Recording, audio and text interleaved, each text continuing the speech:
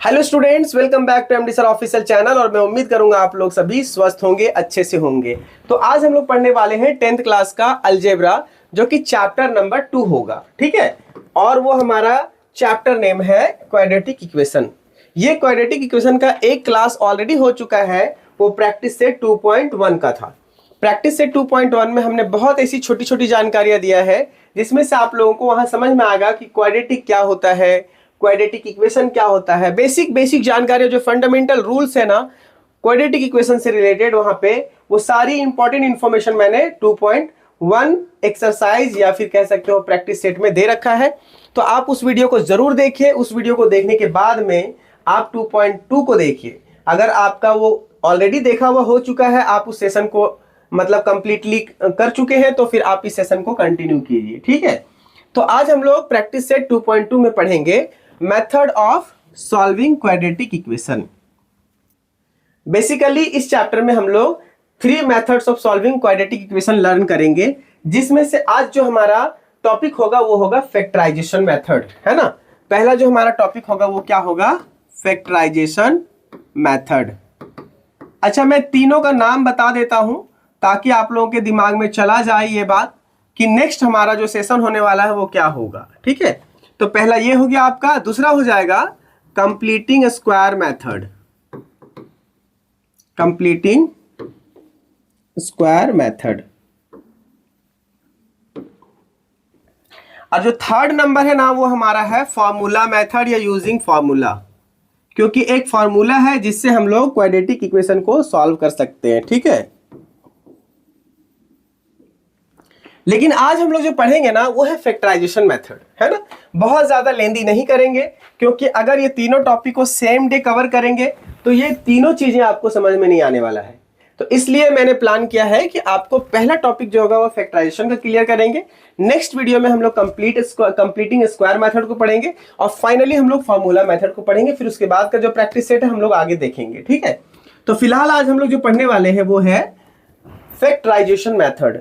अब ये factorisation method क्या है, इसको समझना बहुत इंपॉर्टेंट है, क्योंकि जब तक इसके मेथड को आप नहीं समझेंगे आप कैलकुलेशन नहीं कर पाएंगे। क्वेश्चन आसान हो या टफ हो, आप किसी भी तरीके से आप फैक्टर फाइंड आउट कर ही नहीं पाएंगे उस इक्वेशन का, अगर आपको इसकी मेथड्स नहीं पता है। ठीक है, तो आपको थोड़ा सा समझने की जरूरत है, यहाँ पर ध्यान देने की जरूरत है यहाँ पर कि हम इसको सॉल्व कैसे करेंगे, स्टार्ट कैसे करेंगे। ठीक है, तो फैक्टराइजेशन मेथड में आपको थोड़ा ध्यान देना है कि standard form of quadratic equation क्या होता है, आप इधर देख लो। ठीक है, ax² + bx + c = 0। ठीक है, ये हमारा हो गया standard form of quadratic equation या फिर general form of quadratic equation. इसमें से अगर ऐसे क्वेश्चन इस बेस पे आया, इसी फॉर्म में आया, जैसे कि एग्जांपल के तौर पर हम एक नंबर लेते हैं, जैसे x² + x - 20 = 0। ठीक है, कुछ इसी तरीके से है। कांस्टेंट नंबर हमारा 1 1 ले लें ताकि हम लोगों को जल्दी समझ में आए आसानी से, क्योंकि बड़ा नंबर हम बाद में लेंगे। ठीक है, तो अब यहाँ पे देखो क्या है कि जब ऐसा कोई नंबर आए, है ना, तो इस नंबर में स्टार्टिंग वाला जो नंबर होता है ना वो लास्ट वाला नंबर, या फिर ए फॉर्म में जो नंबर होता है सी वाले से क्या करना है, मल्टीप्लाई कर देना है। तो इसको जब हम मल्टीप्लाई करेंगे तो रिजल्ट कितना आएगा, -20x²। ठीक है, इन दोनों को मल्टीप्लाई किए तो माइनस प्लस माइनस हो जाएगा। अब हमको क्या करना है कि इस नंबर को ऐसे 2 पार्ट में डिवाइड करना है, मतलब तोड़ना है। तोड़ने के बाद में रिजल्ट आना चाहिए हमारे पास, उन दोनों को सॉल्व करने के बाद में या प्लस या माइनस करने के बाद में x आना चाहिए, और जब उन दोनों को मल्टीप्लाई कर दे तो फिर से हमारे पास ये नंबर वापस आ जाना चाहिए। ठीक है, तो जैसे कि यहाँ पे अगर हम देखें कि 5x और -4x, इन दोनों को जब हम सॉल्व करेंगे तो हमारे पास x आएगा, बीच वाला आया ना, x आ गया। लेकिन जब इन दोनों को हम मल्टीप्लाई करेंगे तो ये वापस रिजल्ट कितना आएगा, 5 4 = 20 and minus plus minus and x × x²। यही मेथड को आपको याद रखना है। पहला स्टेप याद रखेंगे, इसको मल्टीप्लाई करना है, जो रिजल्ट आएगा उसको 2 पार्ट में ब्रेक करना है, प्लस या माइनस के फॉर्म में लाने के बाद में हमारा बीच वाला पार्ट आ जाना चाहिए। ये हमारा सेकंड स्टेप होगा, थर्ड स्टेप होगा, और फिर फाइनली हम इसको फैक्टर निकाल देंगे। ठीक है, तो इतना आपको करना है। उसके बाद हम डायरेक्ट अब क्वेश्चन पे आते हैं। तो क्वेश्चन देखिए यहाँ पे क्या है, 2.2 में कुछ इस तरीके से क्वेश्चन है। टोटल क्वेश्चन यहाँ पे भी और आगे नीचे है, लेकिन अभी फिलहाल हम लोगों को स्क्रीन पे 7 क्वेश्चन दिख रहा है। तो शुरू करते हैं क्वेश्चन नंबर 1 से। ठीक है, तो क्वेश्चन नंबर 1 में क्या लिखा है, देखो यहाँ पे ऑलरेडी मैंने लिख रखा है। ठीक है, x square minus 15x plus 54 is equal to 0। Session लंबा इसलिए होगा क्योंकि हम क्वेश्चन का सॉल्यूशन दे रहे हैं, तो डायरेक्ट आंसर नहीं बल्कि विद एक्सप्लेनेशन। तो आपको थोड़ा पेशेंस रखना पड़ेगा। पेशेंस रखेंगे तो आप एग्जामिनेशन के लिए 2 मार्क्स की तैयारी आज हो रही है। ठीक है, तो मैंने रूल में क्या बताया कि इसको इससे मल्टीप्लाई करना है। जब मल्टीप्लाई करेंगे तो कितना हो जाएगा 54x स्क्वायर। ठीक है, फिर मैंने क्या बोला कि इसका 2 फैक्टर निकालिए जिससे प्लस या माइनस करने के बाद -15 आना चाहिए, बीच वाला आना चाहिए, है ना, सेंटर वाला आना चाहिए। तो -15 कैसे आएगा, इसका फैक्टर निकालने के बाद में कैसे 15 आएगा, अंदाजा लगाओ आप जरा सा, थोड़ा सा आपको समय दे रहे सोचने का, बताइए। तो जैसे कि 54 कौन से टेबल में आता है, 6 के टेबल में आता है, 9 के भी टेबल में आता है, तो आप आसानी से देखो 3 के भी टेबल में आता है, वो एक लंबा टर्म बन जाएगा। ठीक है, तो यहाँ पे देखो अगर हम इसको 9 और 6 को मल्टीप्लाई करेंगे तो 9 6 जा 54 होता है। इसके साथ में x और x मिला देंगे तो क्या हो जाएगा 54x। अब देखो यहाँ पे क्या चीजें यहाँ पे देखने को मिल रहा है कि -15 है, तो इसका मतलब क्या पता चला कि इसको भी माइनस लेंगे, इसको भी माइनस, तो माइनस माइनस प्लस और क्या हो जाएगा 15x। जब इन दोनों को मल्टीप्लाई करेंगे तो ये हो जाएगा माइनस माइनस मल्टीप्लीकेशन के फॉर्म में प्लस, और ये हो जाएगा 54x स्क्वायर। तो रिजल्ट हमारे पास आ गया। अब हम लोग क्या देख रहे हैं यहाँ पे, क्या हो जाएगा, कुछ नहीं करना है, बस एज इट इज पहला वाला को लिख देना है। हमारा जो ब्रेकडाउन हुआ है इसका फैक्टर निकला है, उसका क्या बोलेंगे -9x और दूसरा 6x and plus 54 as it is लिखेंगे। हमें जो चीजें चेंजेस करना है ना, वो चेंज हमको इस जगह पे लाना है, इसका चेंज लाना है। देखो ये वाला जो है ना, यही वाला यहाँ पे लिखे हैं, ऐसा कुछ भी डिफरेंट नहीं, यहाँ पे एज इट इज कॉपी करना है, यहाँ पे एज इट इज कॉपी करना है। ठीक है, अभी ये आपको स्टार्टिंग पहला क्वेश्चन में समझने में दिक्कत होगा, दूसरे क्वेश्चन में आपको बहुत आसानी होगी। ठीक है, अब देखो यहाँ पे क्या है कि इन दोनों के बीच में कॉमन क्या है ना, क्योंकि जब हम सॉल्व करेंगे तो सॉल्व करने के लिए हम लोगों को थोड़ा फटाफट स्टेप्स चेंजेस करना पड़ेगा। तो यहाँ पे क्या है कि इसको इसके बीच में, दोनों के बीच में कॉमन क्या है, तो x कॉमन है, क्या बचे यहाँ पे x -9। ठीक है, अब इन दोनों के बीच में क्या कॉमन है, तो 6 9 जा 54, तो यहाँ पे माइनस है तो माइनस रहने देंगे, और यहाँ पे 6x यहाँ पे प्लस रहेगा 54, है ना। तो इस 54 को प्लस 54 को क्या करना है हम लोगों को, इसमें हम लोगों को ध्यान देना है कि कॉमन जब लेंगे तो ये हमारा हो जाएगा 9। ठीक है, अब एक चीज और ध्यान दीजिए, आप ध्यान क्यों देना है इस बात का आप ख्याल रखिए कि ये प्लस था प्लस लिख दिया, माइनस था माइनस लिख दिए, लेकिन जब हम लोग इसको 6 को मल्टीप्लाई करेंगे 9 से तो 9 6 जा 54, यहाँ पे प्लस है लेकिन हम इसको इससे मल्टीप्लाई करेंगे तो माइनस हो जाएगा। तो उसके लिए हम लोग को क्या करना पड़ेगा, यहाँ पे माइनस देना पड़ेगा। तो 9 को अगर हम लोग 6 से मल्टीप्लाई करेंगे तो 54 हो जाएगा, और ये माइनस माइनस प्लस हो जाएगा। इतना आपको समझने की जरूरत है। ठीक है, आप प्रैक्टिस करेंगे ये सारी चीजें क्लियर हो जाएगा। अब देखो यहाँ पे कॉमन इन पूरे लाइन में क्या है, x -9 और x -9, तो x -9 को हमने बाहर कर दिया। ठीक है, और उसके बाद क्या बच गया हमारे पास, x और -6 तो इक्वल टू 0। अब इन दोनों को बाइफरकेट कर दो। ठीक है, तो x -9 इक्वल टू 0 एक बार ले लो, क्योंकि इसको जब हम नीचे लाएंगे तो भी 0 ही हो जाएगा, और x -6 इक्वल टू 0। ठीक है, अब उसके बाद देखो यहाँ पे क्या है, जब ब्रैकेट से बाहर निकालेंगे तो क्या हो जाएगा, x -9 इक्वल टू 0 और x -6 इज इक्वल टू 0। अब यहाँ पे x की वैल्यू क्या आ जाएगा, इधर जाएगा तो प्लस हो जाएगा, और इधर ये जाएगा तो +6 हो जाएगा। ठीक है, तो therefore the roots of the equation, है ना, ऑफ द गिवन इक्वेशन क्या हो जाएगा 9 and 6।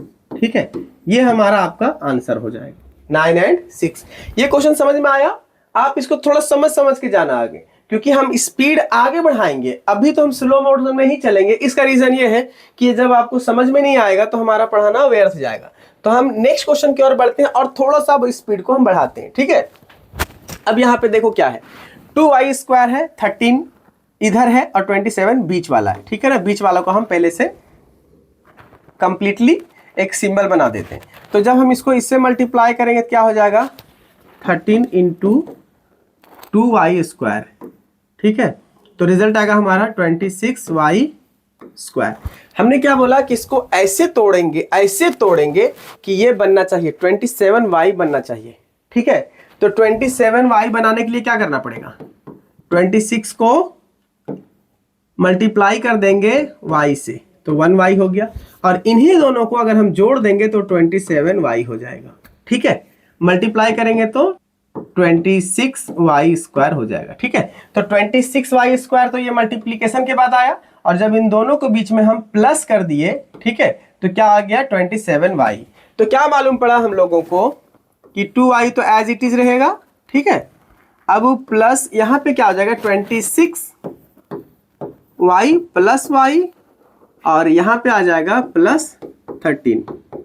अब समझिएगा यहाँ पे 26 प्लस y कितना हो गया 27y, और इसी दोनों को मल्टीप्लाई कर दो तो क्या आ जा रहा है 26y²। ठीक है, थोड़ा सा हम लोग अब आगे और बढ़ते हैं।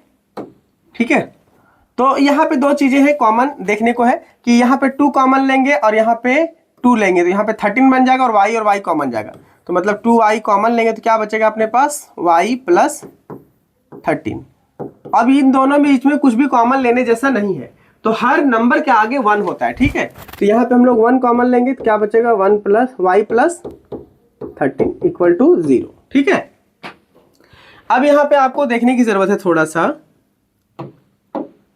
कि ये भी कॉमन है इन दोनों के बीच में, है ना, तो y प्लस 13 बाहर आ जाएगा और बचा हुआ 2y प्लस 1 इधर आ जाएगा, तो इक्वल टू 0 हो जाएगा। ठीक है, अब जैसे ही हम इसको फिर से वापस फैक्टर करेंगे तो यहाँ पे क्या करना पड़ेगा, एक बार इसको 0 लेंगे इक्वल टू करके, और एक बार हम लोग इसको लेंगे। ठीक है, अब यहाँ पे देखो इसको जब बाहर करेंगे तो क्या हो जाएगा ये, और इधर हम लोग इसको बाहर कर देंगे तो हो जाएगा ये। जब इसको सॉल्व करेंगे तो क्या हो जाएगा -13, और जब हम इसको सॉल्व करेंगे तो क्या हो जाएगा -1, और y इज इक्वल टू हो जाएगा -1/2। तो therefore the roots of the quadratic equation, the roots of the given equation भी आप लिख सकते हो, इक्वेशन इज कितना है यहाँ पे, एक तो -13 है, दूसरा -1/2, -13 एंड -1/2, यही दो वैल्यू हमारे पास आया। ठीक है, और बहुत ही आसान तरीके से ला रहे हैं हम लोग, इसका रूट्स कितना होगा, कैसे होगा, मतलब सारी चीजें आपको समझ में आ रहा है स्टेप्स। तो अब थोड़ी सी स्पीड और बढ़ाएंगे क्योंकि हमारा एक्सप्लेनेशन बहुत लंबा हो रहा है। ठीक है, अब क्वेश्चन नंबर हम लोग देखेंगे 5th में। क्वेश्चन नंबर 5th में क्या है, देखो 2x² 2x n प्लस 1/2। तो अगर हम इसको मल्टीप्लाई कर देते हैं 2 से तो ज्यादा बेस्ट रहेगा मेरे ख्याल से, है ना। तो मल्टीप्लाई इक्वेशन बाय 2, है ना, तो पूरे इक्वेशन को हम 2 से मल्टीप्लाई कर देते हैं तो क्या आ जाएगा 2x² into 2 minus 2x into 2 plus 1 into 2 upon ये है 2। ठीक है, इक्वल टू 0। तो यहाँ पे क्या हो जाएगा, ये 2 और ये 2 कट जाएगा तो 1 बचेगा, और यहाँ पे इसको मल्टीप्लाई करेंगे तो 4x माइनस 2 2 जा 4x, और यहाँ पे प्लस 1 इक्वल टू 0। ये हमारा क्वाड्रेटिक इक्वेशन आ गया। अब सेम हम लोग क्या करेंगे प्रोसेस, इसको इससे मल्टीप्लाई करेंगे तो 4 1 जा 4 इंटू x² हो जाएगा, तो 4x² आ गया। अब यहाँ पे -4x आना चाहिए। ठीक है, तो इसको जब ब्रेक करेंगे तो -4, तो सबसे पहले 4 कैसे आएगा 2 से और 2 से, है ना। अब माइनस माइनस करेंगे तो ये मल्टीप्लीकेशन में तो प्लस आ जाएगा, है ना, प्लस आ जाएगा, लेकिन जब इन दोनों को ऐड करेंगे तो रिजल्ट हमारा माइनस में आएगा। ठीक है, और इसके बगल में x लिखना आपको जरूरी है। ठीक है, तो क्या हो जाएगा 4x² minus 2x plus 1 equal to 0। समझ में आ गया चीजें आपको। तो यहाँ पे देखो कॉमन लेने जैसे क्या है 2x, तो 2x कॉमन लेंगे तो यहाँ पे क्या बचेगा 2x बचेगा, 2 2 जा 4, x इंटू एक्स स्क्वायर हो जाएगा। ठीक है, अब यहाँ पे क्या बच गया हमारा -1। अब यहाँ पे देखिए क्या देखने को मिल रहा है कि इनके आगे माइनस इधर प्लस है, ये इसके बीच में हम कोई भी कॉमन चीजें नहीं है ना, तो अलग है, तो सिर्फ इसको हम अरेंज कर देंगे। तो यहाँ पे अगर हम लोग -1 लेते हैं ना, तो ये माइनस माइनस क्या हो जाएगा प्लस, तो यहाँ पे क्या हो जाएगा 2x, और ये क्या हो जाएगा माइनस प्लस माइनस, तो यहाँ पे हो जाएगा हमारा -1। ठीक है, इक्वल टू 0। अब हम लोग इन लाइन में कंप्लीट देख रहे हैं कि ये वाला लाइन और ये वाला लाइन दोनों कॉमन है, तो बाहर ले लेंगे 2x - 1, और यहाँ पे क्या बच जाएगा 2x - 1 इक्वल टू 0। ठीक है, अब दोनों को डिवाइड को देखो, यहाँ पे ये नंबर और ये नंबर दोनों सिमिलर है, तो 2x - 1 ठीक है इक्वल टू 0, और दूसरा 2x - 1 इक्वल टू 0। ठीक, अब ये बाहर आ जाएगा 2x - 1 इक्वल टू 0, और यहाँ पे भी क्या हो जाएगा 2x - 1 इक्वल टू 0। तो x इज इक्वल टू क्या हो जाएगा, इसको अगर हम इस साइड लाएंगे तो ये +1 आ जाएगा, और 2 को डिवाइड कर देंगे। ठीक है, और यहाँ पे भी क्या हो जाएगा x इज इक्वल टू, ये इधर आएगा तो प्लस, और इधर से डिवाइड करेंगे तो 2। तो फाइनली हम लोग को रिजल्ट क्या मिला कि the roots of the equation are क्या मिला, हाफ एंड हाफ, 1/2 एंड 1/2। ठीक है, अब इसके बाद हम लोग नेक्स्ट क्वेश्चन को सॉल्व करेंगे। लगभग हम लोग बहुत क्वेश्चन सॉल्व कर चुके हैं फैक्टराइजेशन मेथड से, लेकिन एक आध क्वेश्चन और करते हैं। क्वेश्चन नंबर हम लोग देख लेते हैं यहाँ पे 8 है ना, ये थोड़ा क्वेश्चन डिफरेंट है, लेकिन इसमें थोड़ा सा और मजा आएगा सॉल्व करने में। तो यहाँ पे देखो क्या है, सेम प्रोसेस क्या करना है हम लोगों को, सेम प्रोसेस यूज करना है कि हम लोगों को इस नंबर को इससे मल्टीप्लाई करना है। तो कितना आ जाएगा रिजल्ट 6x²। अब इसी का फैक्टर ऐसे बनाना है कि फैक्टर बनाने के बाद -2√6x आ जाएगा। ठीक है, तो अगर हम लोग √6x एक बार लिए और इसको फिर से वापस √6x को मल्टीप्लाई कर देंगे। ठीक है, तो जब मल्टीप्लाई करेंगे तो कितना हो जाएगा 6x इंटू x स्क्वायर।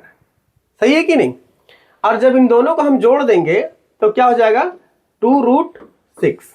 ठीक है, लेकिन वहां पे क्या है -2, तो यहाँ पे इधर भी माइनस डालेंगे, इधर भी माइनस डालेंगे, तो माइनस माइनस प्लस, और इन दोनों को जोड़ देंगे प्लस करेंगे तो यहाँ पे आ जाएगा -2√6, और ये x जो है वो बाहर रहेगा है ना, ये x बाहर रहेगा। ठीक है, तो सेम एज इट इज यहाँ का हम लोग चीजें प्रोसेस फॉलो करेंगे। तो एज इट इज स्टार्टिंग का लिखते हैं x² माइनस √6, और इधर बाहर x रहेगा, फिर -√6x बाहर रहेगा। ये कहां से लाए हम लोग, यहां से लाए। ठीक है ना, अब क्या है मल्टीप्लीकेशन करेंगे तो वही आएगा, तो यहाँ पे +2 इक्वल टू 0।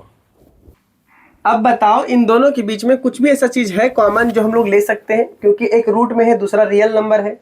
तो इस कंडीशन में हम लोगों को थोड़ा सा माइंड लगाना पड़ता है, चीजों को और भी ब्रेक करना पड़ता है। तो यहाँ पे देखिए आप क्या है, इसको हम लोग लिख सकते हैं ऐसा 3 × 3, क्योंकि रूट के अंदर जो 2 नंबर होते हैं ना वो बाहर निकलने के बाद सिंगल नंबर हो जाता है। ठीक है, और यहाँ पे स्क्वायर जो है ना वो बाहर, तो बाहर ही रहेगा स्क्वायर। ठीक है, अब यहाँ पे देखो माइनस, हम लोग इसको लिख सकते हैं ना 3 × 2, और उसके बाद जो बाहर है x वो बाहर ही रहेगा है ना, वो x बाहर ही रहेगा। अब यहाँ पे भी देखो एज इट इज हम लोग कर सकते हैं -√2 × 3x प्लस, फिर इसको भी हम लोग अंदर में 2 बार लिख सकते हैं, क्योंकि रूट के अंदर अगर रहेगा तो वो नंबर 2 बार हो जाता है। ठीक है, इक्वल टू 0। अब यहां आपको थोड़ा सा देखने का चीज मिल रहा है कि हम लोगों को अगर कॉमन लेना है, अब इन जगह पर इसके और इसके बीच में, इसके और इसके बीच में तो कॉमन ले सकते हैं। अब क्या रहेगा कॉमन लेने, जैसे देखो रूट के अंदर 3, ये भी रूट के अंदर 3, तो √3 ले सकते हैं कॉमन, और इसमें x², इसमें x है तो इसको हम लोग x ले सकते हैं। तो अपने पास बचा क्या, यहाँ पे एक √3x बच गया। ठीक है, अब उसके बाद यहाँ पे क्या बचा, ये तो 3 बाहर निकल गया, तो ये 2 बचा अपने पास, तो -√2। ठीक है, अब यहाँ क्या हमारे पास में माइनस है, तो माइनस लेंगे, लेकिन आपको ध्यान रखना है कि इन दोनों के बीच में भी हम लोगों को सेम चीजें कॉमन के तौर पर लेना है। तो यहाँ पे क्या हमारे पास कॉमन है, 2 है और इधर भी 2 है, तो √2 हम कॉमन ले सकते हैं, तो √2 कॉमन लिए, तो क्या बचा यहाँ पे √3x, और यहाँ पे बचेगा ये प्लस है, लेकिन याद रखिएगा कि अगर ये प्लस रहेगा ये माइनस रहेगा तो माइनस प्लस ये रिजल्ट माइनस आएगा, तो बेटर है इससे पहले हम लोग क्या करेंगे कि इसको माइनस लिखेंगे, तो माइनस माइनस उसका रिजल्ट प्लस में आएगा। ठीक है, अब यहाँ पे देखो ये भी यहाँ पे क्या बच गया √2 = 0। अब इसके बाद देखो यहाँ पे √3x - √2 और √3x - √2 ये कॉमन हो गया, तो √3x - √2 और उसके बाद में दूसरा यहाँ पे क्या बच गया √3x - √2, √3x - √2 = 0। ठीक है, अब सेम चीजें जैसे मैंने पहले किया था तो यहाँ पे भी वैसे ही करना है कि √3x - √2 = 0 हो जाएगा। जब इसको ब्रैकेट के बाहर निकाल देंगे तो ऐसा ही होगा, है ना, तो बेटर है कि अभी से ही निकाल के रखते हैं। और यहाँ पे भी क्या हो जाएगा √3x - √2 = 0।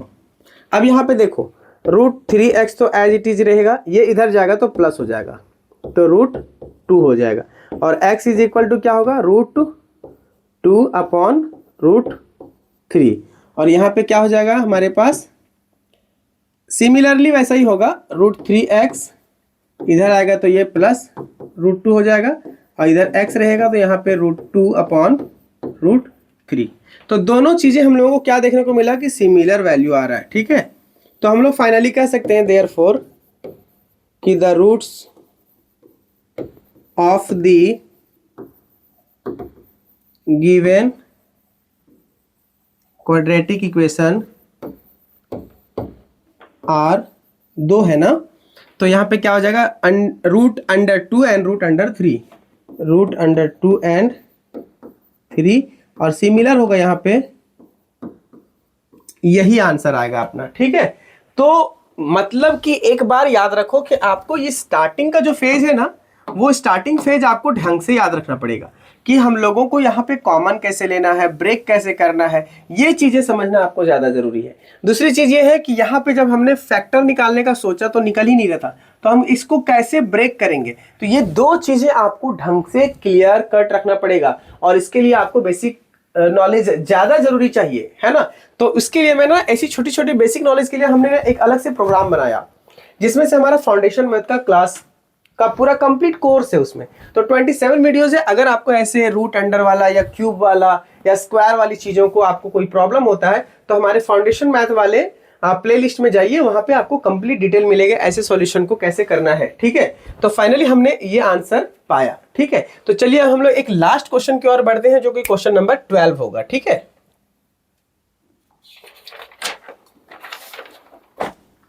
और ये क्वेश्चन हमारा इस प्रकार है। ठीक है, जिसमें से हमें फैक्टराइजेशन मेथड तो बोला है, लेकिन यहाँ पे फैक्टराइजेशन जैसी कोई चीजें है नहीं, यहाँ पे है ना, फैक्टराइजेशन कोई चीजें ऐसा है नहीं, क्योंकि देखो यहाँ पे हमारे पास में ये standard form of quadratic equation की अगर हम बात करें तो ax² + bx और +c, ये चीजें हमारे पास मिसिंग है। कौन सा, ये वाला। ठीक है, तो हमारे पास ये चीजें मिसिंग है, तो जब ऐसे चीजें मिसिंग होती है ना तो कुछ ना कुछ क्लू हमारे पास दिया रहता है।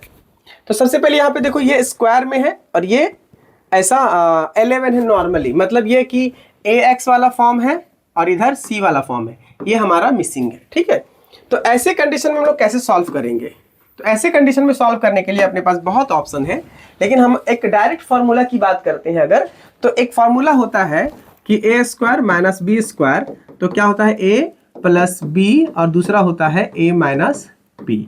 एक्चुअल में ये फार्मूला आपको याद रखना पड़ेगा। तो सिमिलरली कुछ ऐसे कंडीशन हम यहाँ क्रिएट करेंगे कि इस तरीके का चीजें हमारे पास वैसा आ जाए। ठीक है, तो यहाँ पे देखो आप m² - √11 को अगर हम स्क्वायर करेंगे तो फिर ये बाहर निकलने के बाद 11 हो जाता है। ठीक है, तो यहाँ पे क्या हो जाएगा = 0।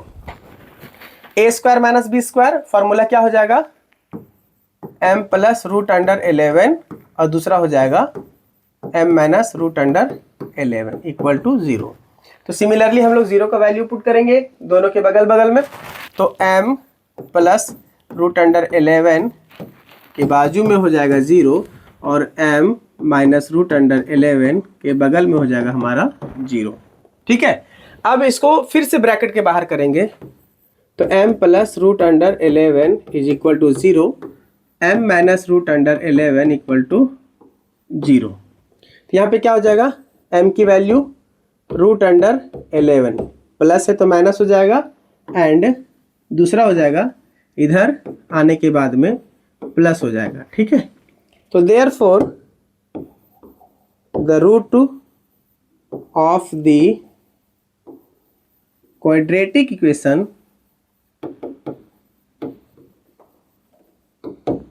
आर, क्या होगा अपने पास में, m की जो वैल्यू आया वो क्या क्या था, क्या क्या आएगा बोलो, एक तो √11 प्लस में आएगा और दूसरा √11 माइनस में आएगा, ठीक है। और ये हमारा फाइनल आंसर होगा। तो फाइनली आज हम लोग प्रैक्टिस सेट 2.2 को कंप्लीटली अच्छे तरीके से सॉल्व कर चुके हैं, ठीक है। जिन बच्चों को कोई भी डाउट रहा होगा तो आप इसी वीडियो को देखिए। उसका रीजन ये है कि आप जब इस वीडियो को देखेंगे तो आप थोड़ा स्लो करके वीडियो को देखें, रोक रोक के देखें, है ना। चीजों को लिखने का कोशिश करें, आप नोटबुक एंड पेन लेके बैठे और उसके बाद चीजों को नोट करें, फिर समझें, फिर आगे स्टेप को देखें, फिर वीडियो को सुने। तो इस तरीके से क्या होगा ना, सडनली आप किसी कैलकुलेशन को तुरंत एक्वायर नहीं कर पाएंगे, लेकिन एक टाइम के बाद में आप इन्हीं चीजों को बहुत आसानी से अपने दिमाग में सेट कर लेंगे। और एक बार आपके दिमाग में ये चीजें एंट्री हुई, फिर दोबारा निकलने का नाम नहीं लेगा। तो चलिए, मैं उम्मीद करता हूं कि आप लोगों को ये चीजें और ये सेशन अच्छा लगा होगा। अगर ऐसी कुछ चीजें आपके मन में आया कि हमारे लिए ये बेनिफिशियल है, तो इसका मतलब ये आपके वैसे दोस्तों के लिए भी बेनिफिशियल है जिनका मैथ्स ठीक ठाक नहीं है, या फिर जो सेशन अपने क्लास में या कोचिंग में अपना मिस कर चुका है, तो उनके लिए भी ये बहुत बेनिफिशियल होगा। तो आप उनको जरूर शेयर करें और मैं उम्मीद करूंगा कि ये सेशन आपके लिए बहुत फायदेमंद रहा होगा और आप इस फायदेमंद सेशन को अपने दोस्तों से भी शेयर करेंगे। तो चलिए, मैं मिलता हूं आपको एक नए वीडियो के साथ में, तब तक के लिए जय हिंद, जय भारत।